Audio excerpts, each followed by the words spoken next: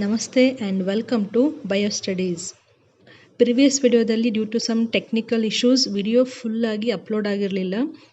ಅದರಲ್ಲಿ proteins introduction ಮತ್ತು structure of protein video ಇತ್ತು. But unfortunately only about the proteins introduction part ಮಾತ್ರ load ಆಗಿದೆ. ಲಾಸ್ಟ್ ಪಾರ್ಟಲ್ಲಿ ಸ್ವಲ್ಪ ಬ್ಲರ್ ಆಗಿದ್ದಕ್ಕೆ ಅದು ಇಮೇಜ್ ಅಲ್ಲಿಗೇ ಆ ವಿಡಿಯೋ ಅಲ್ಲಿಗೇ ಸ್ಟಾಪ್ ಆಗಿದೆ. So in this video we are continuing with the structure of protein. So ಈ ವಿಡಿಯೋವನ್ನು ನೋಡೋಕ್ಕಿಂತ ಮುಂಚೆ ಮೊದಲನೇ ವಿಡಿಯೋ ನೋಡಿ, that is the introduction for the proteins. Proteins ಅಂದರೆ ಹೆಂಗೆ, ಅದರಲ್ಲಿ bond formation, peptide bond formation ಹೆಂಗಾಗಿರುತ್ತೆ ಅಂತ ಎಕ್ಸ್ಪ್ಲನೇಷನ್ ಮಾಡಿದೆ. ಅದಾದಮೇಲೆ then you can watch this video. Structure of protein. Structure of protein. So proteins have 4 levels of structure. ಅದರಲ್ಲಿ ಮೊದಲನೇದನ್ನು ನಾವು primary structure ಅಂತ ಕರಿತೀವಿ. First one is primary structure. Primary structure. Okay. Now what is this primary structure? See, 4 level. All the 4 levels are very very important. Difference between these 4 levels ನೆನಪಿಟ್ಕೊಳ್ಳೇಬೇಕು. Okay. Now first we'll take the primary structure. Primary structure of protein is the structure which has a linear arrangement of amino acids. Linear arrangement ಅಂದ್ರೆ ಏನು? Continuous ಆಗಿ ಚೈನನ್ನು ಹೊಂದಿರೋದು. Now this is called as the linear arrangement. So ಇಲ್ಲೇನಾಗುತ್ತೆ, just ಇವಾಗ ನಾವು peptide bond ಫಾರ್ಮೇಷನಲ್ಲಿ ಬರೆದಿದ್ವಲ್ಲ, amino acid 1, then amino acid 2, then amino acid 3. So ಒಂದಕ್ಕೊಂದು ಅಮೈನೋ ಆ್ಯಸಿಡ್ಸು ಜಾಯಿನ್ ಆಗಿ ಒಂದು ಚೈನನ್ನು ಫಾರ್ಮ್ ಮಾಡ್ತವೆ. Okay. And this chain, polypeptide chain, has N terminal and C terminal. Okay. Now this linear arrangement of amino acid, it makes one chain, and that structure we call it as a primary structure. ನಾವು you have to remember, ನಾವು proteins body ಒಳಗಡೆ ಸಾಕಷ್ಟು ಫಂಕ್ಷನನ್ನು ಮಾಡ್ತವೆ ಅಂತ ಹೇಳ್ತೀವಿ, ಹೌದಾ? But protein ಯಾವಾಗ ಹೊಸದಾಗಿ ಫಾರ್ಮ್ ಆಗುತ್ತಲ್ಲ, ನ್ಯೂಲಿ ಫಾರ್ಮ್ಡ್ ಆ್ಯಂಡ್ ಪ್ರೋಟೀನ್ ಇರುತ್ತಲ್ಲ, ಆ ಪ್ರೋಟೀನ್ ಯಾವತ್ತೂ ಈ ರೀತಿ ಲೀನಿಯರ್ ಅರೇಂಜ್ಮೆಂಟನ್ನು ಹೊಂದಿರುತ್ತೆ. ಆ್ಯಂಡ್ ಪ್ರೈಮರಿ ಸ್ಟ್ರಕ್ಚರ್ನಲ್ಲಿರುವಂತಹ ಪ್ರೋಟೀನ್ಸು ಯೂಶ್ವಲಿ ಯಾವುದೇ ಫಂಕ್ಷನನ್ನು ಮಾಡ್ತಿರೋದಿಲ್ಲ. ಯಾಕಂದರೆ ಅದು ಫಂಕ್ಷನ್ ಮಾಡಬೇಕು ಅಂದರೆ ಈ ಚೈನು ಅಂದರೆ ಈ ಪ್ರೋಟೀನು ಸಾಕಷ್ಟು ಮಾಡಿಫಿಕೇಷನ್ನ ಮಾಡ್ಕೋಬೇಕಾಗುತ್ತೆ. ಮಾಡಿಫಿಕೇಷನ್ ಆದಮೇಲೆ then it can carry out the functions in our body. But ಅದು ನ್ಯೂ ಆಗಿ ಅದಕ್ಕೆ ನಾವು ಅದನ್ನು immature protein ಅಂತಲೂ ಹೇಳ್ತೀವಿ. So primary structure of the protein, it is nothing but the linear arrangement of the amino acids, and these amino acids are joined together by peptide bond with a N terminal end and a C terminal end. ಇದು ಅರ್ಥ ಆಯ್ತಾ? And these are non functional and they are usually referred as the immature protein molecules, newly formed protein molecules. Okay. Next ಈ ಚೈನನ್ನು ನಾವು second level, ಯಾವುದು second level? Primary ಆದಮೇಲೆ secondary structure. Secondary structure of proteins. Okay. Secondary ಸ್ಟ್ರಕ್ಚರ್ನಲ್ಲಿ ಏನಾಗುತ್ತೆ, ಇದೇನು linear chain of amino acid ಇದೆಯಲ್ಲ, this will start undergoing folding. So full form ಆದಂತಹ ಏನು ಪ್ರೋಟೀನ್ ಇದೆಯಲ್ಲ, ಚೈನ್ ಇದೆಯಲ್ಲ, ಆ ಚೈನು ಫೋಲ್ಡ್ ಆಗಿ ಕೆಲವೊಂದು ಶೇಪ್ಸ್ಗಳನ್ನು ಕೊಡಲಿಕ್ಕೆ ಸ್ಟಾರ್ಟ್ ಮಾಡುತ್ತೆ. ಸೊ ಅದೇನು ಫೋಲ್ಡಿಂಗ್ ಆಗುತ್ತಲ್ಲ, ಅದು ಫೋಲ್ಡಿಂಗ್ ಆದಮೇಲೆ ಬರುವಂತಹ ಸ್ಟ್ರಕ್ಚರ್ ಇದೆಯಲ್ಲ, that we call it as a secondary structure. So the linear chain of amino acid, it will undergo folding. Okay. And this folding will ultimately give rise to a specific structure. ಒಂದು particular ಆದಂತಹ ಸ್ಟ್ರಕ್ಚರನ್ನು form ಮಾಡುತ್ತೆ. ಅದನ್ನು ನಾವು secondary structure ಅಂತ ಹೇಳ್ತೀವಿ. Right. ನಾವು usually ಏನಾಗುತ್ತೆ, ಇದೇನು ಚೈನ್ ಇದೆಯಲ್ಲ, ಅದು ಈ ರೀತಿ ಕಾಯಿಲ್ಡ್ ಆಗಿನೂ ಕೂಡ ಫಾರ್ಮ್ ಆಗ್ಬೋದು. ಓಕೆ. ಸೇಮ್ ಚೈನು ಇಲ್ಲಿ ನಾವು these are the amino acids. Okay. Imagine ಮಾಡ್ಬೋದಾ? ಸೊ ಇದೇನು ಚೈನ್ ಇದೆಯಲ್ಲ, ಅದೇ ಚೈನು ಈ ರೀತಿಯಾಗಿ ಫುಲ್ ಹೆಲಿಕಲ್ ಆಗಿ ಸುತ್ಕೊಂಡು ಹೋಗುತ್ತೆ. ನಾವು this is called as a secondary structure. ಕೆಲವೊಂದು ಬಾರಿ ಏನಾಗುತ್ತೆ, ಈ ರೀತಿ ಕಾಯಿಲ್ ಆಗಿ ಹೆಲಿಕ್ಸ್ ಫಾರ್ಮ್ ಆಗದೇನೆ ಈ ರೀತಿ ಸ್ಟ್ರಕ್ಚರನ್ನು ಫಾರ್ಮ್ ಮಾಡುತ್ತೆ. ಓಕೆ. ನಾವು ಅಗೇನ್ ಕನ್ಫ್ಯೂಸ್ ಮಾಡ್ಕೋಬಾರ್ದು. ನಾವು what is this, again it is made up of a chain, amino acid, sorry, ಗೊತ್ತಾಗ್ತಿದೆಯಾ? ಸೊ ಇದೇ ಸೇಮ್ ಚೈನ್ ಇತ್ತಲ್ಲ, ಲೀನಿಯರ್ ಚೈನ್ ಇತ್ತಲ್ಲ, ಆ ಚೈನ್ ಏನಾಯಿತು, ಕಾಯಿಲ್ ಆಗಿ ಈ ಥರ ಹೆಲಿಕ್ಸನ್ನು ಫಾರ್ಮ್ ಮಾಡ್ಬೋದು, ಅಥವಾ ಈ ರೀತಿ ಶೀಟ್ಗಳನ್ನು ಅಥವಾ ಪ್ಲೀಟ್ಸ್ಗಳನ್ನು ಫಾರ್ಮ್ ಮಾಡ್ಬೋದು. This structure V call it as alpha helix. Remember, alpha helix. Okay, ಇದನ್ನು ನಾವು ಬೀಟಾ ಶೀಟ್ ಅಂತಲೂ ಕರೀತಾರೆ. ಕೆಲವೊಂದು ಬುಕ್ನಲ್ಲಿ ಬೀಟಾ ಪ್ಲೀಟ್ಸ್ ಅಂತಲೂ, ಪ್ಲೀಟ್ಸ್ ಅಂದರೆ ಇವಾಗ ಹೆಂಗೆ ಸಾರಿಗೆ ನಾವು ಪ್ಲೀಟ್ಸ್ ಮಾಡ್ತೀವಲ್ಲ, ಸೊ ಆ ರೀತಿಯಾಗಿ ಕಾಣಿಸುತ್ತೆ ಇದು ಶೀಟ್ ಥರ. ಸೊ ಸೆಕೆಂಡರಿ ಸ್ಟ್ರಕ್ಚರು ಎರಡು ರೀತಿಯಾಗಿರ್ಬೋದು. ಈ ಚೈನು ಕಾಯಿಲ್ ಆಗಿತ್ತು ಅಂದರೆ ಅದನ್ನು ನಾವು ಹೆಲಿಕ್ಸ್, ಅಲ್ಫಾ ಹೆಲಿಕ್ಸ್ ಅಂತ ಕರಿತೀವಿ. ಪ್ಲೀಟ್ ಲೈಕ್ ಸ್ಟ್ರಕ್ಚರ್ ಆಯಿತು ಅಂತಂದರೆ ಅದನ್ನು ನಾವು ಬೀಟಾ ಶೀಟ್ ಅಂತ ಕರಿತೀವಿ. ಬೆಸ್ಟ್ ಎಕ್ಸಾಂಪಲ್ ನೆನ್ಪಿಟ್ಕೊಳ್ಳಿಕ್ಕೆ, ಈ ಅಲ್ಫಾ ಹೆಲಿಕ್ಸಿಗೆ ಎಕ್ಸಾಂಪಲ್ ಯಾವುದು ಅಂತಂದರೆ ಕೆರಟಿನ್.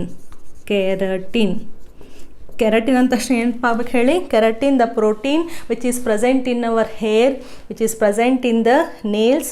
ನೀವು ಎನಿಮಲ್ಸ್ ತೊಗೊಂಡ್ರೆ ಈ ಆಕಳಿಗೆಲ್ಲ ಕೋಡ್ ಇರ್ತಾವಲ್ಲ ಮೇಲ್ಗಡೆ, ಎಷ್ಟು ಹಾರ್ಡ್ ಆಗಿರುತ್ತಲ್ಲ, again it is composed of keratin. So keratin ಸ್ಟ್ರಕ್ಚರನ್ನು ತೊಗೊಂಡ್ರೆ ಅಲ್ಲಿರುವಂತಹ ಪ್ರೋಟೀನು ಈ ರೀತಿ ಅಲ್ಫಾ ಹೆಲಿಕ್ಸನ್ನು ಹೊಂದಿರುತ್ತೆ. One thing you might have observed here, ಈ ಹೆಲಿಕಲ್ ಏನು ಸ್ಟ್ರಕ್ಚರ್ ಇದೆಯಲ್ಲ, ಇದು ಯಾವತ್ತೂ ರೈಟ್ ಹ್ಯಾಂಡೆಡ್ ಆಗಿರುತ್ತೆ, ಈ ರೀತಿ ಡ್ರಾ ಇರಲ್ಲ.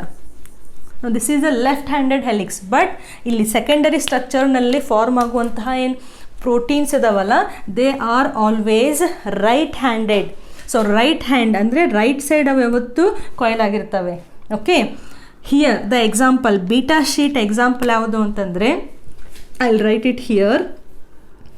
Right, example fibroin. Okay, what is this fibroin? Just a minute, I'll confirm the spelling. Yes, fibroin ಅಂತಾರೋ ಅಂತ ಕರೀತಾರೆ. What is this fibroin? ಈ ಸಿಲ್ಕ್ ಸಾರೀಸ್ ಇರ್ತಾವಲ್ಲ, silk is nothing but a one protein. ಆ ಸಿಲ್ಕ್ನಲ್ಲಿರುವಂತಹ ಪ್ರೋಟೀನ್ ಹೆಸರೇನು? ಫಿಬ್ರಾಯಿನ್. So ಈ ಫಿಬ್ರಾಯಿನ್ನಲ್ಲಿ ಏನಾಗುತ್ತೆ, ಈ ಥರ ಶೀಟ್, ಆ ಚೈನು, ಲೀನಿಯರ್ ಚೈನು ಈ ರೀತಿ ಶೀಟನ್ನು ಫಾರ್ಮ್ ಮಾಡಿರುತ್ತೆ. ಸೊ ಎರಡು ಸ್ಟ್ರಕ್ಚರ್ನ ನೆನ್ಪಿಟ್ಕೋಬೇಕು. ಒಂದು example keratin, example for alpha helix, ಇನ್ನೊಂದು fibroin. Okay, correct pronunciation, fibroin. So ಈ ಫೈಬ್ರಾಯಿನು ಬೀಟಾ ಶೀಟ್ ಫಾರ್ಮಲ್ಲಿ ಇರುತ್ತೆ. ಎಲ್ಲಿ ಕಂಡು ಬರುತ್ತೆ? ಸಿಲ್ಕ್ನಲ್ಲಿ ಕಂಡು ಬರುತ್ತೆ. And one thing again you have to remember, ಈ ಕೆರಟಿನ್ನು ಮತ್ತು ಈ ಫೈಬ್ರಾಯಿನ್ ಏನಿವು, these are nothing but the structural proteins. They are not doing any biological function, they are just providing one structure. ಇದು ಹೇರ್ ಒಂದು ಸ್ಟ್ರಕ್ಚರ್, ಇದು nails ಒಂದು structure. ಅದೇ ನೀವು ಈ ಸಿಲ್ಕ್ ತೊಗೊಂಡ್ರೆ ಅದು ಕೂಡ ಒಂದು structure.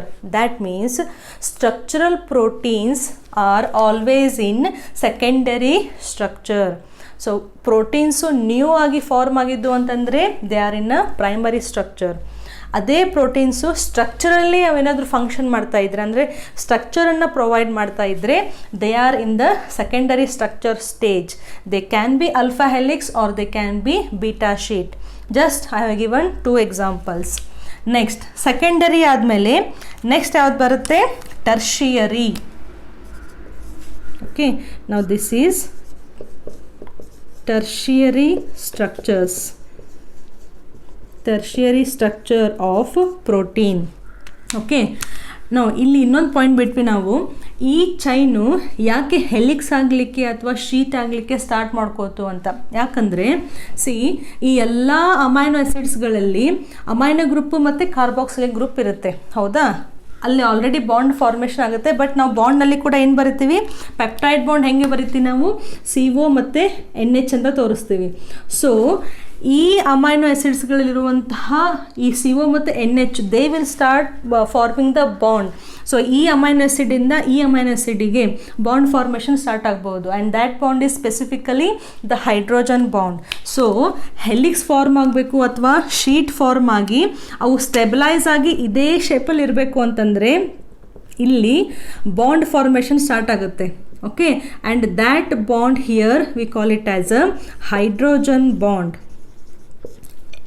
ಗೊತ್ತಾಗ್ತಿದೆಯಾ? Just imagine, one amino acid, second amino acid and third amino acid. ಇವು ಒಂದು ಚೈನನ್ನು ಫಾರ್ಮ್ ಮಾಡಿದ್ದಾವೆ. ಓಕೆ, ಇವೆರಡರ ಮಧ್ಯೆ ಇಲ್ಲಿ ಪೆಪ್ಟೈಡ್ ಬಾಂಡ್ ಇದೆ, ಅಗೇನ್ ಇವೆರಡರ ಮಧ್ಯೆ ಪೆಪ್ಟೈಡ್ ಬಾಂಡ್ ಇದೆ ಅಂತ ಥಿಂಕ್ ಮಾಡಿ. ನೆಕ್ಸ್ಟ್ ಏನಾಗುತ್ತೆ, ಎಲ್ಲ ಅಮೈನೋ ಆಸಿಡ್ಸ್ಗಳ ಮಧ್ಯೆ ಹೈಡ್ರೋಜನ್ ಬಾಂಡ್ ಫಾರ್ಮ್ ಆಗ್ಲಿಕ್ಕೆ ಶುರು ಆಗುತ್ತೆ. ಅದರಿಂದ ಏನಾಯಿತು, ಇವಾಗ ಇದು ಫಸ್ಟ್ ಒನ್ನು ಥರ್ಡ್ ಜೊತೆ ಹೈಡ್ರೋಜನ್ ಬಾಂಡ್ ಆಯಿತು ಅಂತಂದರೆ ಅದರಲ್ಲಿ ಶೇಪ್ ಚೇಂಜ್ ಮಾಡ್ದಂಗೆ ಲೀನಿಯರ್ ಆಗಿತ್ತಾ, ಬಾಂಡ್ ಫಾರ್ಮೇಷನ್ ಆಗಬೇಕಂದ್ರೆ ಆ ಮೊಲಿಕ್ಯೂಲು ಹತ್ತಿರಕ್ಕೆ ಬರಬೇಕಾಗುತ್ತೆ. ಸೊ ಈ ಬಾಂಡ್ ಫಾರ್ಮೇಷನ್ ಆಗ್ತಾ ಆಗ್ತಾ ಆ ಹೆಲಿಕ್ಸು ಮತ್ತು ಶೀಟ್ ಶೇಪನ್ನು ನಾವು ಹೊಂದ್ಬಿಡ್ತೇವೆ. ಸೊ ಒಂದ್ಸತಿ ಹೈಡ್ರೋಜನ್ ಬಾಂಡ್ ಫಾರ್ಮ್ ಆಯಿತು ಅಂತಂದರೆ ಈ ಸ್ಟ್ರಕ್ಚರು ಸ್ಟೇಬಲ್ ಆಗಿಬಿಡುತ್ತೆ. ಇದನ್ನು ನಾವು ನೆಕ್ಸ್ಟ್ ಅಳಗಡಿಸ್ಲಿಕ್ಕೆ ಸಾಧ್ಯ ಇಲ್ಲ. Okay, so secondary structure is stabilized by hydrogen bond, the hydrogen bond formed between the amino acids, right? Next coming to the tertiary structure ನಲ್ಲಿ ಏನಾಗುತ್ತೆ, ಈ ಪ್ರೈಮರಿ ಇದ್ದಿದ್ದು ಸೆಕೆಂಡರಿ ಆಗಿ ಹೆಲಿಕ್ಸ್ ಮತ್ತು ಶೀಟನ್ನು ಆಲ್ರೆಡಿ ಫಾರ್ಮ್ ಆಗಿದೆ. ಟರ್ಷರಿದಲ್ಲಿ ಏನಾಗುತ್ತೆ, ಇದೇನು ಹೆಲಿಕ್ಸ್ ಇದೆಯಲ್ಲ again it will start folding ಅಥವಾ ಶೀಟ್ ಇತ್ತು ಅಂತಂದರೆ ಅದು ಅಲ್ಲಿಗೆ ಸ್ಟಾಪ್ ಆಗ್ದೇ ಕೆಲವೊಂದು ಅಗೇನ್ ರೊಟೇಷನ್ ಆಗಿ ಫೋಲ್ಡಿಂಗ್ಸ್ ಆಗಿ it will attain a 3 dimensional structure. So ಒಂದು ಸತಿ ಪ್ರೋಟೀನಿಗೆ 3 ಡೈಮೆನ್ಷನಲ್ ಸ್ಟ್ರಕ್ಚರ್ ಬಂತು ಅಂತಂದರೆ then we refer it as a tertiary structure. Hydrogen bond ಇಲ್ಲಿ ಫಾರ್ಮ್ ಆಗಿ ಈ ಸ್ಟ್ರಕ್ಚರನ್ನು ಸ್ಟೆಬಿಲೈಸ್ ಮಾಡಿದ್ದಾವೆ.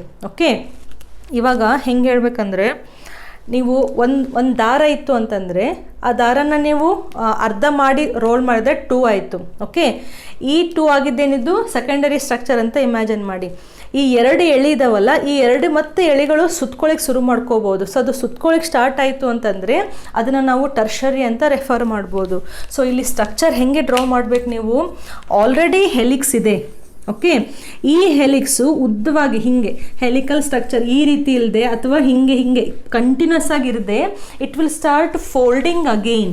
ಓಕೆ, ಎಲ್ಲಿವರೆಗೂ ಫೋಲ್ಡ್ ಆಗುತ್ತೆ ಅಂತಂದರೆ it will attain this is one tertiary structure ಈ ರೀತಿ.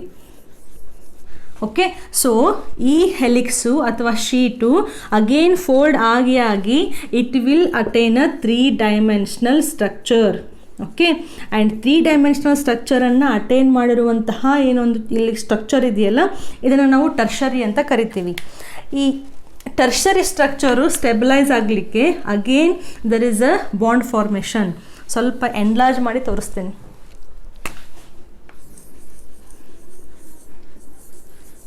Okay, just imagine it is the tertiary structure.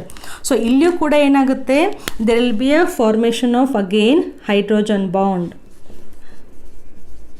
Okay, again ಕೆಲವೊಂದು ಬಾರಿ there will be a formation of disulphide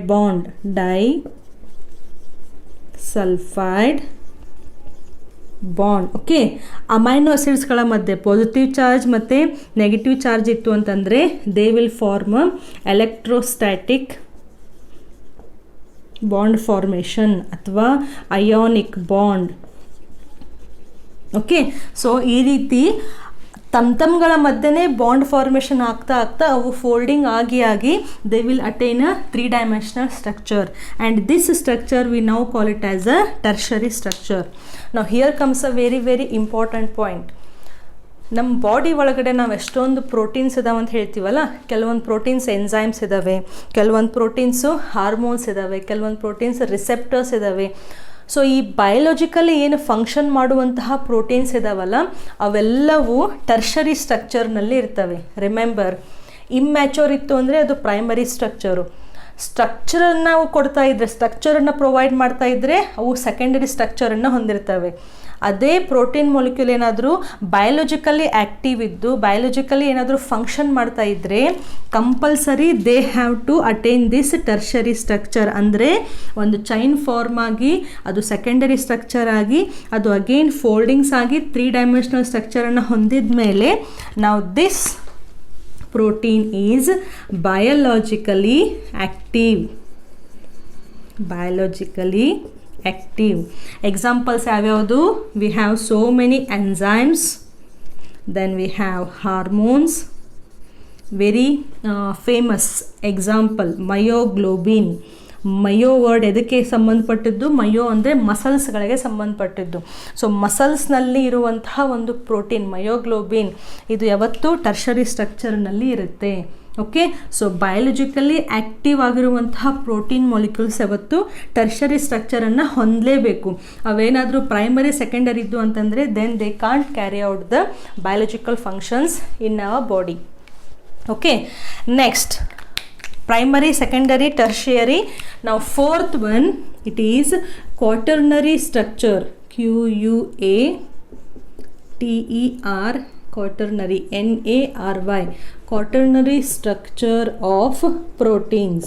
Okay, now this structure is found in a protein which is composed of more than one chain, more than one polypeptide chain, polypeptide chain.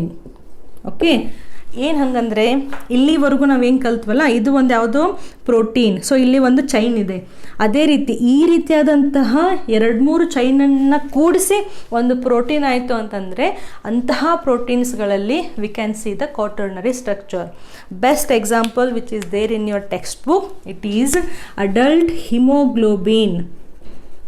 Haemoglobin ಇದು ಗೊತ್ತಿರುವಂತಹದ್ದೇ word, haemoglobin. Okay, which helps in blood circulation, oxygen ಮತ್ತು carbon ಡೈಆಕ್ಸೈಡನ್ನು transport ಮಾಡುವಂತಹ ಒಂದು molecule ಯಾವುದು? Haemoglobin. So ಈ ಹಿಮೋಗ್ಲೋಬಿನಲ್ಲಿ ಏನಿರುತ್ತೆ ಅಂದರೆ 4 ಪೆಪ್ಟೈಡ್ ಚೈನ್ಸ್ ಇರ್ತವೆ. 4. ನಾವು ದಿಸ್ ಈಸ್ 1. ಓಕೆ, ನಾವು this is 2. Right, next one 3. ನಾವು this is 4. Now come to the definition. More than one polypeptide chain. So ಒಂದು ಹಿಮೋಗ್ಲೋಬಿನ್ನಲ್ಲಿ 4 ಪಾಲಿಪೆಪ್ಟೈಡ್ ಚೈನ್ಸ್ ಇದ್ದಾವೆ. ಬಟ್ ರಿಮೆಂಬರ್, ಈ polypeptide chains they are in a tertiary structure only. Primary ಮತ್ತು secondary ಕೂಡಿ ಇಲ್ಲಿ haemoglobin form ಆಗಿಲ್ಲ. ಇಲ್ಲಿರುವಂತಹ polypeptides already they are in a quaternary structure. So quaternary ಸ್ಟ್ರಕ್ಚರನ್ನು ಹೊಂದಿರುವಂತಹ ಪಾಲಿಪೆಪ್ಟೈಡ್ಸು ಒಂದಕ್ಕೊಂದು ಜಾಯಿನ್ ಆಗ್ತವೆ. ಹೆಂಗೆ ಜಾಯಿನ್ ಆಗ್ತವೆ? Again with the help of hydrogen bond. So ಈ ರೀತಿ ಎಲ್ಲ ಕಡೆ ಹೈಡ್ರೋಜನ್ ಬಾಂಡ್ ಫಾರ್ಮೇಷನ್ ಆಗಿ ನಾವು this is one molecule of haemoglobin. ಎಷ್ಟು ಚೈನ್ ಇದ್ದಾವೆ ಇಲ್ಲಿ? There are 4 chains. 2 are called alpha chains and 2 are beta chains. Okay, 2 alpha chain. Now this is alpha chain, again alpha, this is beta and this is beta. Now what is the difference between this alpha and beta? That is nothing but with respect to the number of amino acid. ಈ alphaದಲ್ಲಿ 141 amino acids ಇರ್ತವೆ. Can you imagine? 141 amino acids first join ಆಗ್ತಾ ಆಗ್ತಾ ಈ ಚೈನನ್ನು form ಆಗ್ತವೆ. Next ಅವು secondary ಸ್ಟ್ರಕ್ಚರನ್ನು ಫಾರ್ಮ್ ಮಾಡಿ ಟರ್ಷರಿ ಸ್ಟ್ರಕ್ಚರನ್ನು ಫಾರ್ಮ್ ಮಾಡ್ತವೆ. ಸೊ ಅಲ್ಫಾ ಚೈನ್ಗಳಲ್ಲಿ ಒಂದು ಅಲ್ಫಾ ಚೈನ್ನಲ್ಲಿ 141 ಅಮೈನೋ ಆ್ಯಸಿಡ್ ಇರುತ್ತೆ. ಅದೇ ಬೀಟಾ ಚೈನ್ ತೊಗೊಂಡ್ರೆ 146 ಅಮೈನೋ ಆ್ಯಸಿಡ್ಸ್ ಇರ್ತವೆ.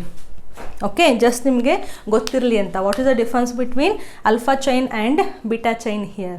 So that's why I said the number of amino acid is different, the position of amino acids is different. So ಎಲ್ಲ ಈ ನಂಬರು ಪೊಸಿಷನ್ನ ಡಿಫ್ರೆನ್ಸ್ ಆಗಿಟ್ಕೊಂಡು we have so many different types of proteins.